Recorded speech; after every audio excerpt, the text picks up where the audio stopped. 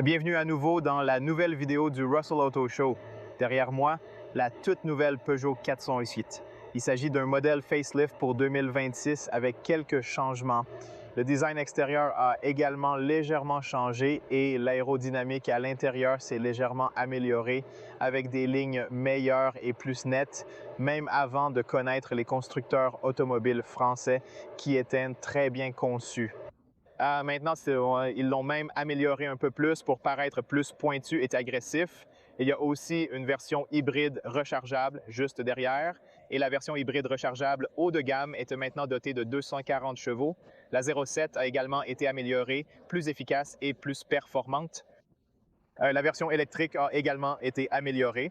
Donc maintenant, vous avez le véhicule chargé sur le réseau, pré-traiter la batterie, branché également pour la recharge. Il a donc quelques nouveaux ajustements. Ce n'est pas un modèle tout nouveau, mais il apporte quelques améliorations à la voiture. Donc oui, laissez-moi vous présenter. Il y a tellement de gens aujourd'hui, un grand nombre de gens. Alors je fais de mon mieux pour vous montrer la voiture rapidement, mais une fois que j'aurai la voiture, plus de temps sera sur la chaîne. Alors regardez de plus près aussi. Donc, tout d'abord, commençons par l'extrémité avant qui a l'air agressif et j'aime la nouvelle calandre. Le nouveau grille a été redessiné. Les lumières LED devant ont été modifiées et vous pouvez voir ces lumières LED verticales sur la calandre qui ont également été améliorées sur la nouvelle 308 et sont également construites sur la même plateforme. Il n'y a donc pas beaucoup de changements techniques. Ensuite, vous avez le badge frontal illuminé. C'est l'appareil photo de la caméra 360 de guide action sur 8, très bien écrit.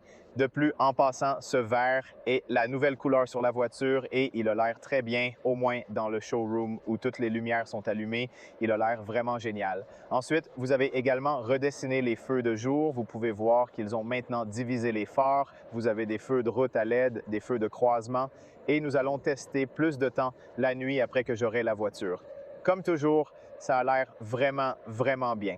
Ensuite, vous avez un peu meilleur redessin. Il n'y a pas d'entrée d'air dans cette zone, juste de l'air flottant autour de la voiture. Donc, cela commence à ressembler de plus en plus à une voiture électrique et j'aime ça.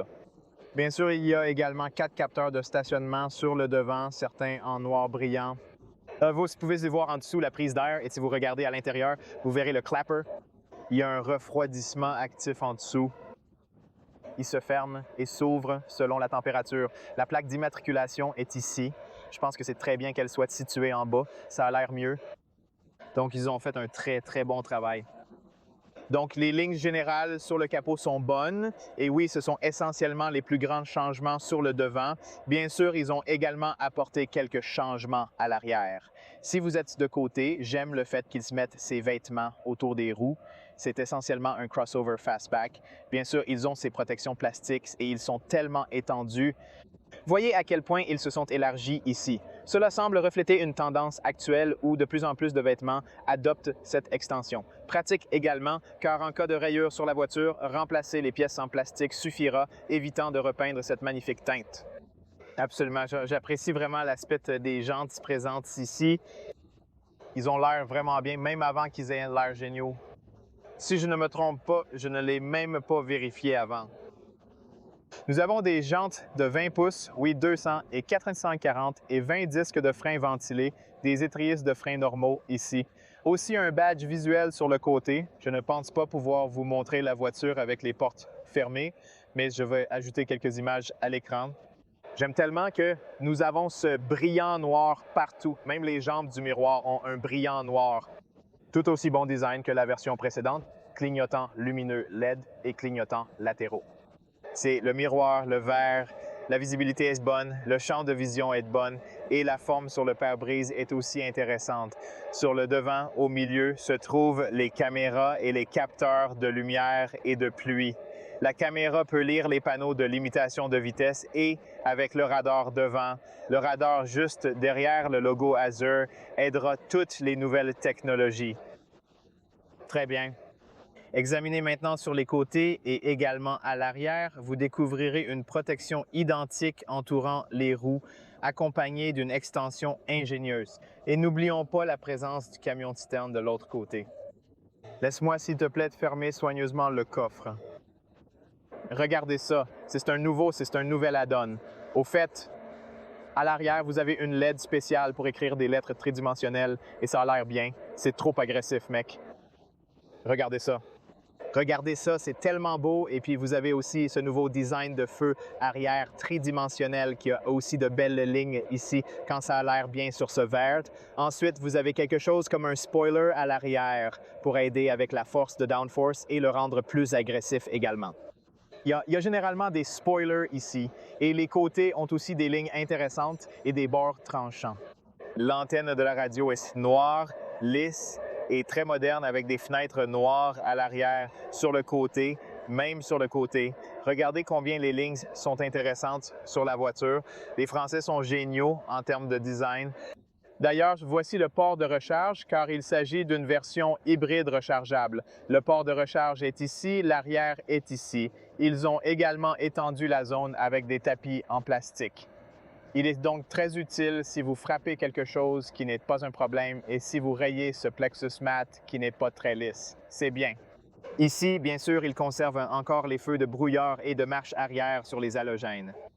Oui, ce serait probablement bon de le changer dans le prochain modèle avec le prochain modèle pour le faire pleinement LED. Mais oui, pour l'instant, je pense que c'est quand même bien. Pas de tuyau d'échappement visible. Il y a encore 4 capteurs de stationnement à l'arrière du tuyau d'échappement. Le design ici est simple et beau. Au fait, regarde où est la caméra. La caméra laissée ici n'est pas sur la plaque d'immatriculation. C'est juste sur l'extrémité inférieure 408, écrit sur la lumière LED à gauche de la plaque d'immatriculation. Vous n'avez pas de caméra ici. C'est juste un bon bouton. C'est affiche pour écrire. Donc, vous savez que c'est une version plug-in, mais mec, ça a l'air trop bien. Il a l'air bien et cette version est également livrée avec un toit en verre panoramique que vous pouvez certainement ouvrir maintenant. Laissez-moi vous montrer la porte automatique dans le coffre. Il suffit d'appuyer sur un bouton parce que c'est 7 haillons rapides, donc vous avez un énorme espace. L'entrée est assez grande. J'aime que vous ayez un peu d'aluminium à l'entrée, c'est très haut de gamme. Vous avez un sol aluminium ici sous la poignée et sous le sol. Il y a un espace disponible, bien que limité, à cause de la batterie des hybrides rechargeables, du réservoir de carburant, du caisson de basse et du système audio. Cependant, en retirant la protection, l'espace devient impressionnant. Vous pouvez transporter votre crochet de sac, profiter des bandes élastiques, du port 12 volts et des LED pratiques, ainsi que des crochets latéraux et d'un petit rangement. Vous pouvez également plier la partie centrale pour transporter des objets longs. Si vous pliez le siège complètement, ce qui ressemble à ceci de mon point de vue, c'est très pratique ici. Vous avez un bouton à partir duquel vous pouvez fermer la valise, de sorte que la protection de la valise reste sur le dessus. Malgré cela, il faut aussi parler de l'extérieur qui, dans l'ensemble, conserve une belle allure. C'est assez compliqué de vous montrer tout, mais j'ai essayé de vous montrer tout ce qui est noir. Ce brillant noir a l'air bien. J'aime ça. J'aime bien ça. D'ailleurs, c'est du verre panoramique que vous pouvez voir à l'intérieur. Bref, j'ai essayé d'ouvrir la porte. La bonne chose est que lorsque vous ouvrez la porte, elle s'ouvre partiellement avec la fenêtre, ce qui signifie que nous libérons beaucoup d'espace. Vous voyez la taille de l'entrée? C'est énorme, c'est beaucoup plus étendu ici. Donc, vous avez une entrée énorme comme un gros SUV. Même les plus gros SUV n'ont pas autant d'espace et vous avez 2 fenêtres. Vous pouvez plier l'une d'entre elles et elle est fixée ici. Quand vous pliez la vitre, elle n'est pas en double vitrage, mais en verre solide et épais, lui permettant d'être repliée aisément. Elle est accompagnée d'une finition plastique esthétique et soignée. Le système Audio Focus, j'adore les enceintes. Voici un autre haut-parleur bien coupé, relativement intéressant. Ici, on a du cuir. Je pense que c'est du cuir. Le contact est très agréable avec des matériaux doux. Les boutons et poignées sont bien agencés, offrant ainsi une entrée spacieuse et un confort optimal. Ce sont des sièges en cuir, je suppose que sur cette version, puis vous avez la restauration Ezel. La coudoir est au milieu avec 2 porte-gobelettes pour un téléphone portable ou une tablette. Ensuite, vous avez des sièges perforés à l'arrière. Ils sont tellement confortables. J'étais assis dessus tout à l'heure. Ils sont super confortables derrière les sièges avant. Voici un peu de plastique, un peu d'espace de stockage et le tunnel de transmission est d'environ 7 cm. Alors, laissez-moi écouter la porte, ça sonne vraiment bien. J'adore qu'il prolonge les fenêtres ici pour que vous puissiez avoir une belle vue dehors. Très bien. C'est la qualité de la poignée sur le toit, plutôt bonne. Cela nécessite des matériaux statiques. Les lumières LED de bonne qualité ici ont aussi beaucoup d'espace sur mes genoux, donc j'ai beaucoup d'espace dans la voiture. Il est relativement long, donc j'ai beaucoup d'espace. Je peux étirer mes jambes sur le siège avant. L'espace pour la tête est bon, pas beaucoup d'espace car c'est un peu coupé. J'ai 4 doigts, mais j'aime les appuis tête. Ils sont super doux et ce cuir est plus doux. Vous connaissez Peugeot, ils sont connus pour fabriquer des sièges de haute qualité, donc je les aime. C'est de l'aération derrière. Ils se sentent relativement bien avec USB-C et de certaines espèces de stockage ici. Voilà à quoi ressemble son avant, sa mise en page et son tableau de bord, sans beaucoup de différence. Je vais vous montrer quelques changements quand nous y arriverons, mais pour le moment, je dirais que c'est plutôt bon. Quoi qu'il en soit, vous avez encore un troisième siège au milieu, mais il est un peu dur. Je pense que c'est formidable que tu restes. Nous allons effectuer des tests dès que j'aurai la voiture et bien sûr, nous évaluerons l'espacement en détail là-bas. Quoi qu'il en soit, on attend un peu pour qu'on puisse aussi aller à l'avant. Il y a une grande fenêtre devant. Cette fois sur le devant, vous avez du matériau doux. C'est un bon ruisseau. Ici, nous avons aussi inséré la lumière ambiante et puis ici, il y a ce cuir plus le bouton de verrouillage sur la fenêtre. Devant aussi. Cette fois, vous avez le double vitrage. Vous pouvez voir que l'avant est double vitrage. Je ne sais pas si vous pouvez zoomer sur la fenêtre, mais c'est double vitrage. De plus, vous bénéficiez de rétroviseurs ajustables électriquement, pliables, et il existe également un espace de rangement plutôt spacieux. Il y a le chancelier Pacho à l'entrée. Vous avez une assiette, une plaque d'aluminium. Cette version a des pédales en aluminium. Je vous dirai tout de suite la version. Allons au siège réglable électriquement. Vous pouvez enregistrer cet emplacement. Voilà à quoi ressemble le badge Peugeot. Les events sont facilement réglables ici, puis voici quelques boutons pour ouvrir le coffre et la porte du réservoir de carburant. Laisse-moi monter, mec, c'est confortable ici. Ces sièges sont super confortables et vous pouvez également les ajuster à partir d'ici, ce qui est génial. Il s'agit du volant qui peut être réglé manuellement vers l'avant, vers l'arrière, vers le haut et vers le bas, car généralement l'adhérence du volant est importante. Vous savez que les boutons physiques du badge GT ne sont rien de nouveau. Ils conservent toujours des boutons physiques sur les pédales du volant pour changer de vitesse manuellement. Ici, il y a de nouveaux capteurs qui lisent votre visage pour les fonctionnalités de sécurité. Les haut-parleurs sur le montant A, c'est le cockpit 3D. Je ne sais pas si vous pouvez le voir sur la caméra, mais vous pouvez basculer et voir différentes informations là-bas. Une fois que j'aurai la voiture, nous en parlerons plus en détail et vous montrerons la régénération de la voiture avec la fonction de navigation comme la consommation. Il est très personnalisable et j'adore absolument le cockpit. Vraiment, vraiment cool. Les haut-parleurs focaux sont à l'avant, les matériaux doux sont ici. Vous avez les évents, vous avez une grande disposition, une ergonomie relativement bonne. Vous avez des boutons physiques pour le système climatique, des feux de danger et des boutons de démarrage et d'arrêt du moteur du volume qui transmettent les changements de vitesse via un câble. Vous avez le mode B. Vous avez différents modes de conduite, donc vous avez le mode hybride sport et le mode électrique parce que c'est une version hybride rechargeable, moteur souple ici, un peu de rangement, un frein à main électronique ici pour votre téléphone USB-C et un port 12 volts ici. Vous avez un peu de rangement ici. Il y a aussi un changement de média ici et la réponse est maintenant plus rapide. Le système de navigation est également relativement rapide et réactif. Vous pouvez également rechercher des bornes de recharge, par exemple, très rapidement et très facilement. Il vous montre donc toutes les bornes de recharge autour de vous. Donc, tu peux en choisir un. Donc, une fois que vous choisissez une destination et que vous appuyez sur le lecteur, il va directement là-bas. Oui, c'est plutôt bien. Ensuite, vous avez aussi de l'énergie afin que vous puissiez récupérer l'énergie ici très rapidement, très rapidement. Attendez une minute, j'y vais. Attendez une seconde. Oui, bien sûr, une minute, pas de problème à signaler. Puis oui, c'est la mise en page précise, les gars. Voici la boîte de globe. Une boîte de globe absolument immense, colossale.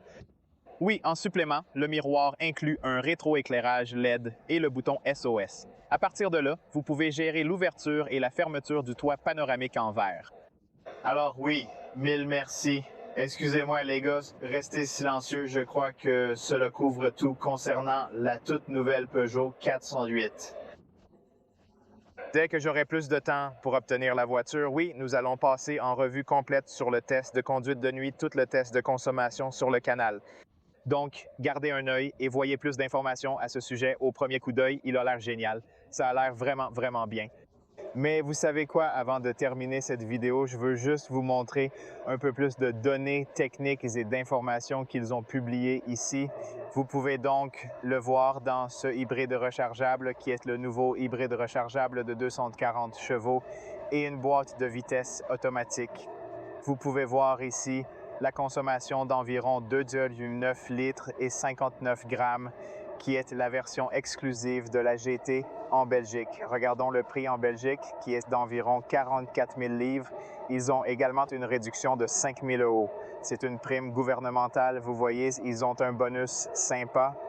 Il devrait donc généralement être autour de 50 000, mais la version régulière de 1,2 litres 145 commence à 33 000. Donc, au cas où vous vous demandez, il a commencé avec un hybride de 1,2 litres qui coûtait 33 000 et est allé jusqu'à 44 000, ce qui est un prix plutôt bon pour cette voiture. 44 000, pas mal. C'est exclusif à la GT, c'est donc le haut de la gamme et les données techniques, vous pouvez essentiellement lire vous-même. L'hybride rechargeable est équipé d'une batterie de 17,1 kWh qui permet d'ajouter 240 chevaux. Ceci est innovant. La version actuelle permet une recharge à 7,8 kW où vous pouvez examiner la consommation énergétique précise. Nous avons 18,8 et ce qui est important ici, c'est que vous pouvez aussi mettre en pause la vidéo et la lire dès que je prends de la voiture pour avoir plus de temps. D'ailleurs, l'espace dans le coffre est de 71 litres. Oui, en tout cas, je souhaite de tout cœur que la vidéo soit clairement visible, vous permettant de la poster et de la visualiser soigneusement. Alors oui, les gars, j'espère que cette vidéo est utile. J'espère que vous pouvez obtenir des informations utiles ici. Il y avait une mer de monde et c'était super difficile de faire n'importe quel type de critique ou de tournage ici, mais j'ai fait de mon mieux. J'espère donc que vous trouverez des informations utiles dans cette vidéo. Alors merci de regarder. Approchez-vous, car dès que j'aurai plus de temps pour récupérer la voiture, nous filmerons tous les détails en silence. Alors, restez proches, restez en sécurité et à la prochaine fois. Au revoir, les gars.